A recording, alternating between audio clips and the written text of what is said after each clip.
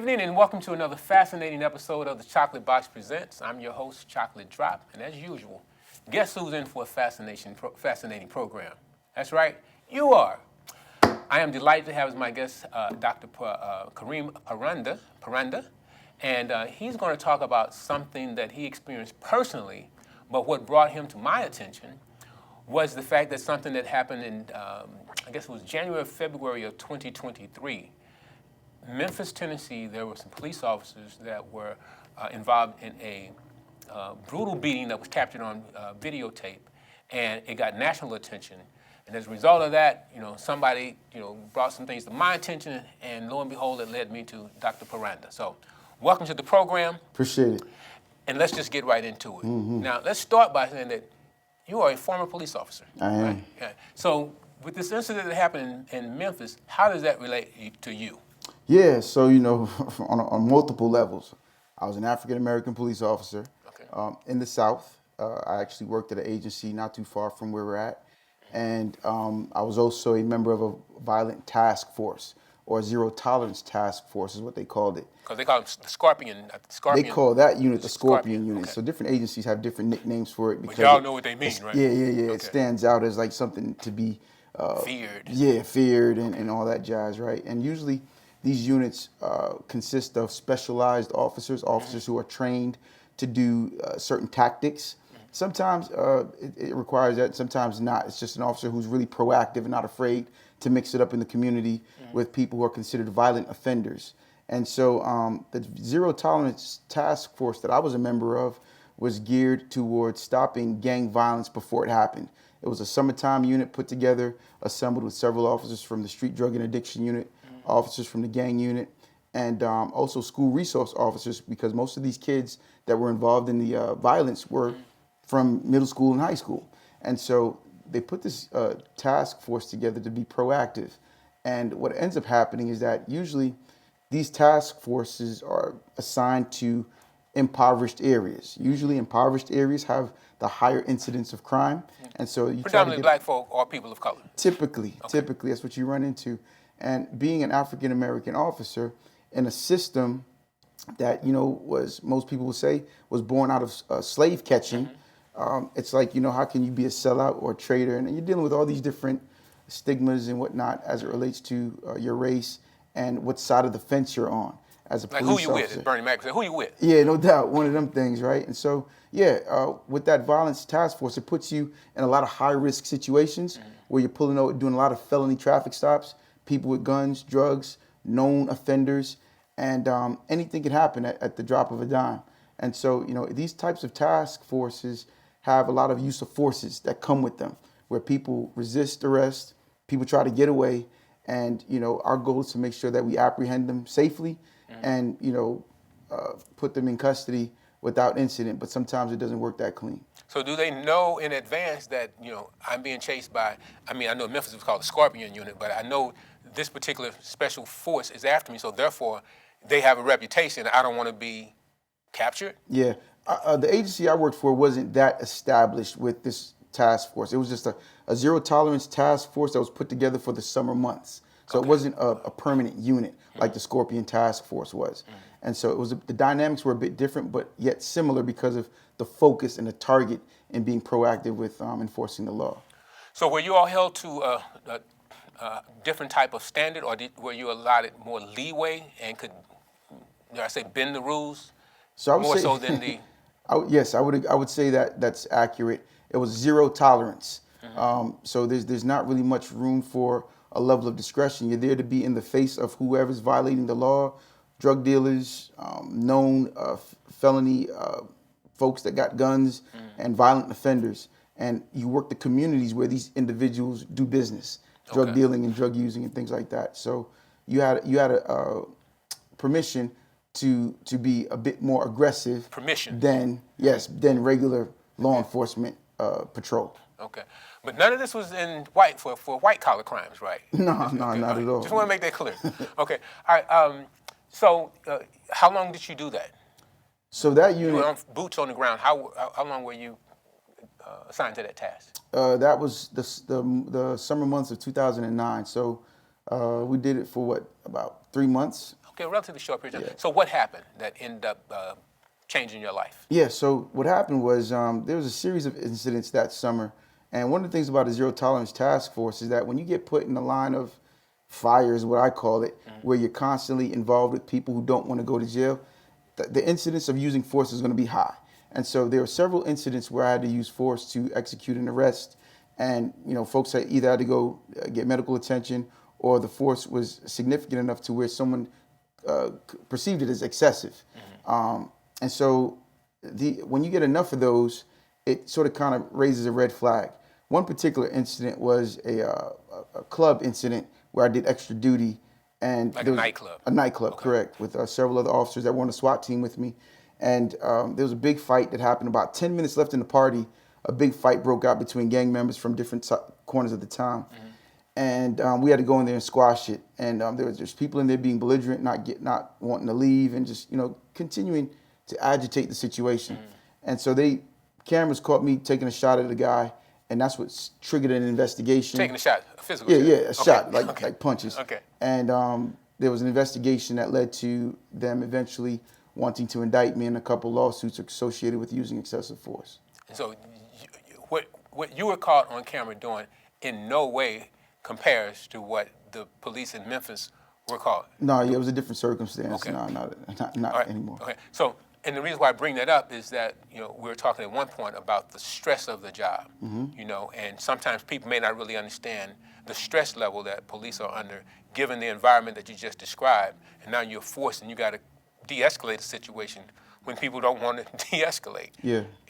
One of the challenges with being a police officer is that you're expected to be perfect because of the role you play, and it's an unrealistic expectation because police officers are human at the end of the day.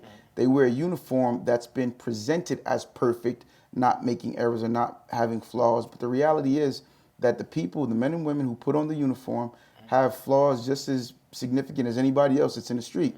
I like to say, from research, I did my study on what prevents police officers from seeking help whenever they start to feel distressed. And all of my participants in the study indicated that they were significantly concerned about how they would be interpreted by the administration, which is why they didn't ask for help. This is why suicide rates are out the roof for law enforcement, and burnout is at an all-time high. Divorce rates are high. Alcoholism, heart attacks, and all these things are high for law enforcement officers. I was going to say, you're talking about for law enforcement. For law Okay. enforcement. And this is because they don't have the opportunity to get help. The other thing that I discovered is that police officers predominantly, and I would even venture to say outside of law enforcement, about 95% of the people on the planet potentially come from a dysfunctional family. And what do I mean by that?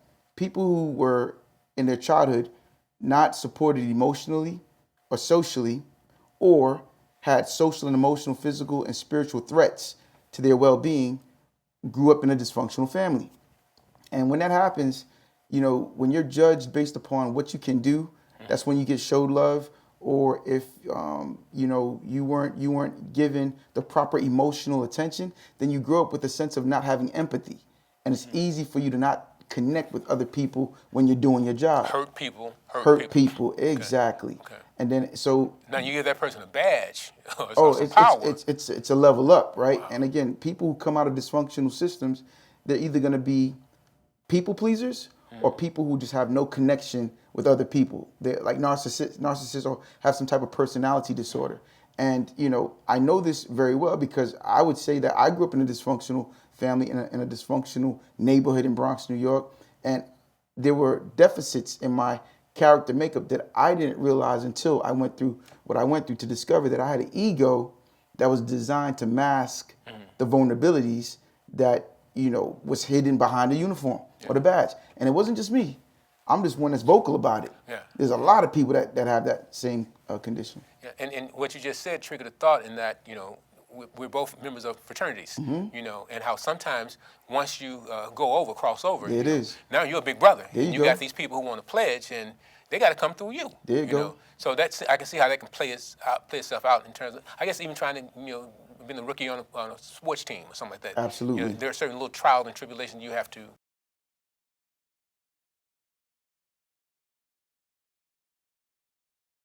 do. Enjoy and go through, right? Because you're putting on the identity of a culture, which also encourages you to subscribe to an ego that's accepted by the culture of that organization, whatever it might be. And yes, you're right. It's not just sports. It's not just organizations. Military. It's also military.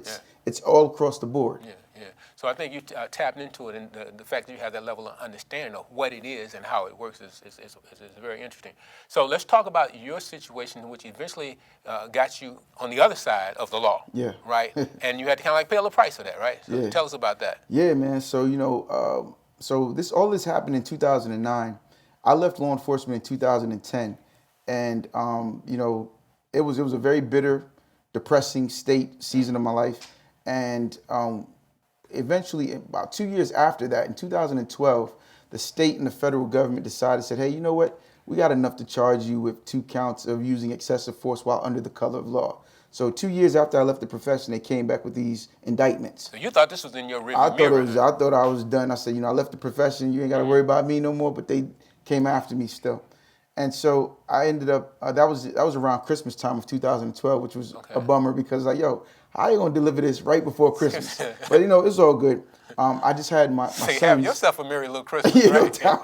No doubt. So my sons, I had just had twins. My last 2 were born, and I was a stay-at-home dad because I couldn't find work anywhere. Right. Nobody would hire me because I had this investigation going on, and I couldn't get a job at Food Line, no gas station because I was overqualified. I had a master's degree in public administration at that time, and so.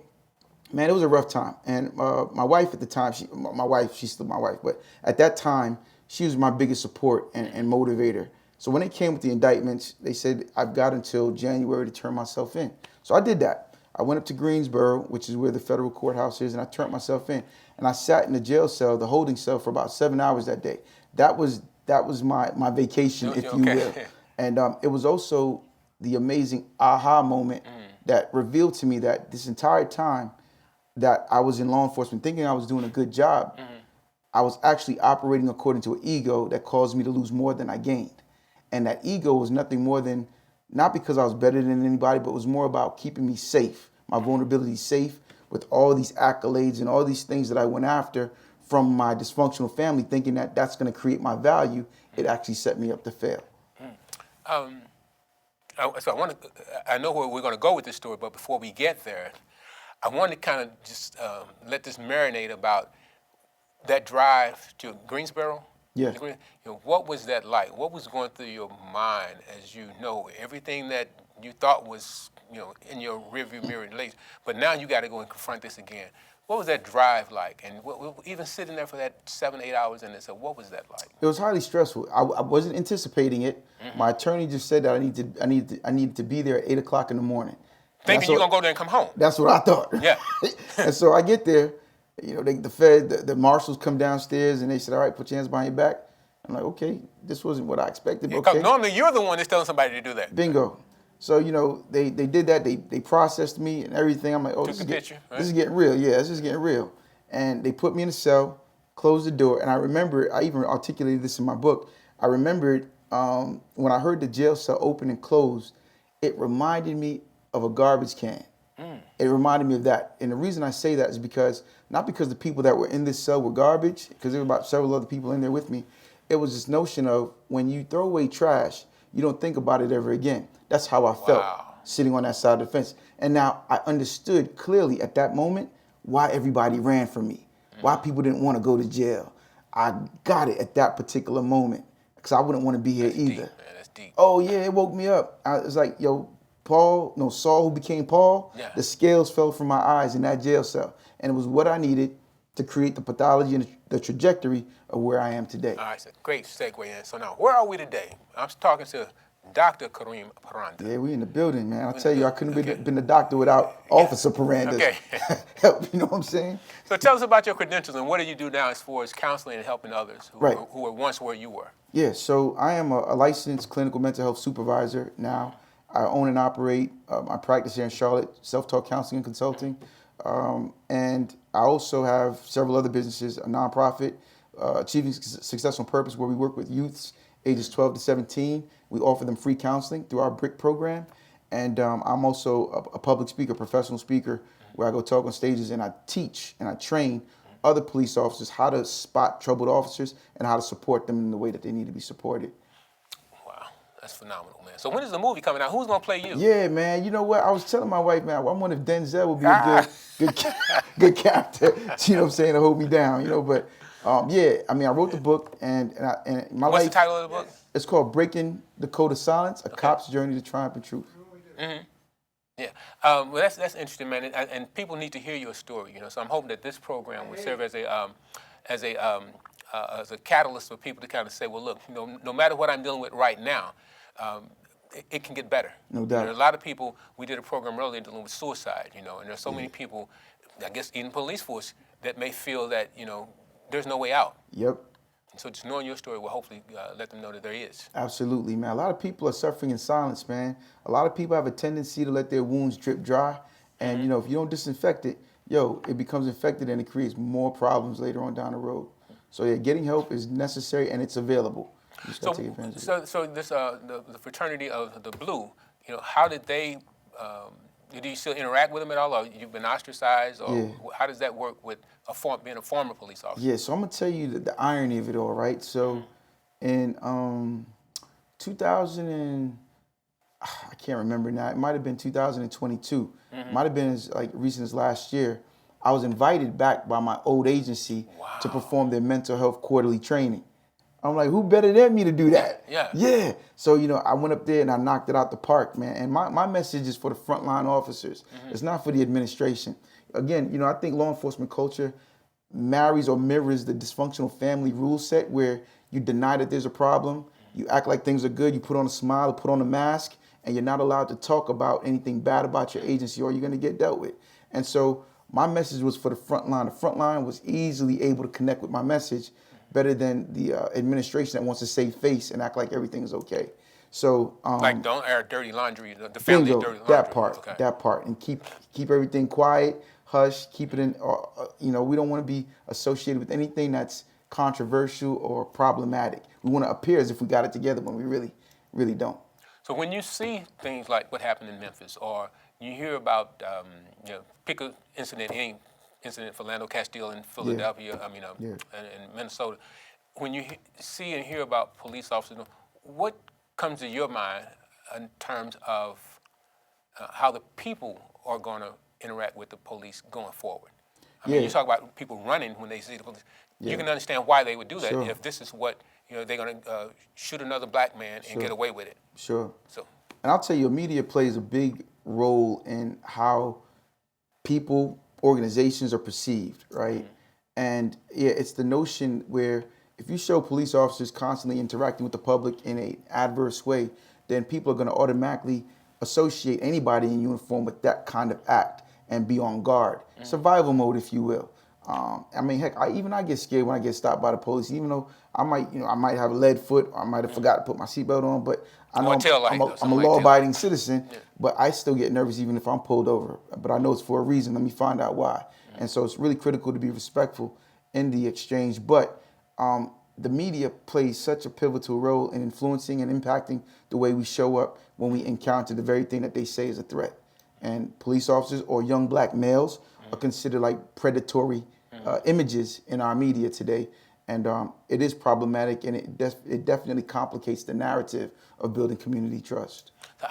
If you could speak to, you know, maybe some of the big people in the media, you know, ABC, NBC, CBS, you know, what would you suggest that they do different in terms of covering incidents where police are involved in hurting the public? So they're supposed to serve and protect, but then serve and protect who? Yeah, I think, you know, they need to show equal coverage of police officers doing good in the community as well. I mean, the local agencies here have phenomenal community engagement programs showing more of what they do, because they do a lot of stuff for the communities. Both agencies, the sheriff's department and the police department, show more of that stuff or balance it out, because all cops are not bad. All police officers are not bad. But again, they're human just like anybody else. It's like all black folks ain't bad. All kids from the hood ain't bad. You know, but if we're going to label them in this like bucket or this box, then it complicates our ability to recognize that we're more alike than we're different. Well, we're coming towards the conclusion of our program, but I did want to give you an opportunity to talk about how people can perhaps get in contact with you, so you're public speaking. Yeah. And you got a message that is unlike most people will hear, coming from a former police officer who's, say, been through the fire and back to where you got your degree. Yeah, no doubt. Yeah. Yeah, you know, my story's not the most desirable. It's not the best it's cup real, of tea, man. but it's real. Yeah. It's 100% real, and I don't mind giving it because I made peace with it. I accept it. It's a part of my narrative. I couldn't be who I am today without it. So, you know, I'm on Instagram, Self-Talk CC. Follow me on Instagram, Facebook, LinkedIn. Self-Taught TC? Self-Talk CC. Okay, and the CC is for? Counseling and consulting. Oh, okay, because I was self-taught. Okay, Yeah. good. Well, man, I thank you so much. We've been trying to do this for quite some time, again, as a result of the program we did back in February where we had the Divine Nine. Yeah. And one of your frat brothers was telling me, well, I got a story for you. I'm like, oh, yeah, what? And then when you told me, I said, well, I know this brother, So I'm glad that you were available and willing to come on and talk about this. Appreciate you, my brother. Good. My name is Chocolate Drop. I am your host, and I've been speaking with Dr. Kareem Paranda. And we've been talking about police brutality. And there's the other side of that, too. So I want to encourage you, the viewer, to tune in each week, same day, for another fascinating episode of the Chocolate Box Presents. And we'll see you next week. Thank you, my brother. Appreciate you, How you man. feeling? Good. I feel good. Good. I think we covered a lot, My hair was man. just too shiny, was it? Shoot, mine. If yours was shiny, you're probably getting a reflection on mine.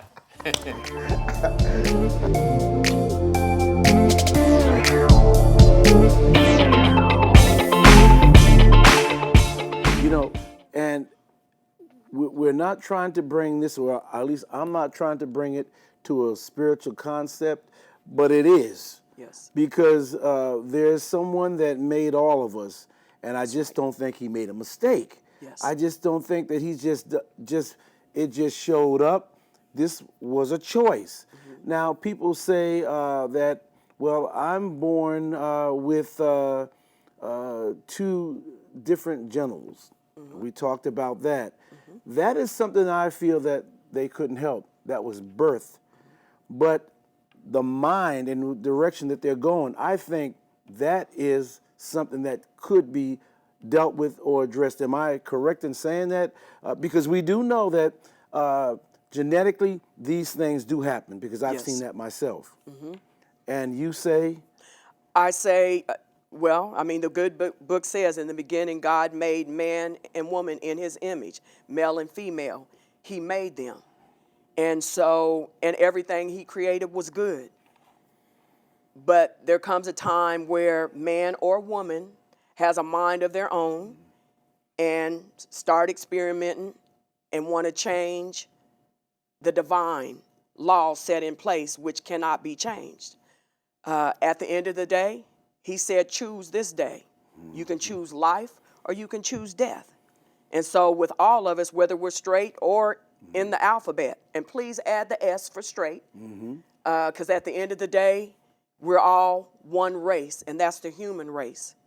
Hey, mother suckers, whenever I'm in Charlotte, I'm getting jiggy with the chocolate box. Yes. Get jiggy with it. Best show on earth. Yes.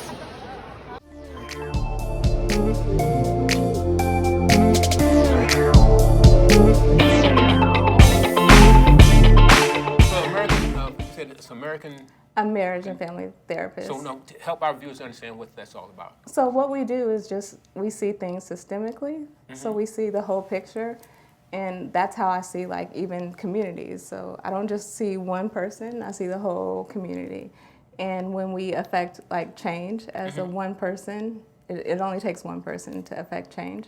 Similar to what you're doing. I was going to say, can you give an example? Yeah. So that was a low-hanging fruit. Yeah. Similar to what we're doing here. Right? Similar to what you're doing. So you just talk to one person, and this has affected change, and then you bring more people, and then you're affecting other people that are able to hear and learn from what you're sharing. So that's how you create systemic change. And so, well, how would you address those people who say, well, that's a Herculean task to try? I can't make a difference. It's just me. How do you convince them that no, you can make a difference? Well, I got some ideas. Yeah, you can, and it only takes one person and having a passion and an idea. But really, it does take a community. We need to do it together. And so how do we do things together? How do we come together And that's one thing that's really good about Chris. He loves to bring people and connect people together. That's how he got with the smoothie business, and he likes to empower people, including me and others. So that's one great thing about him. Well, you mentioned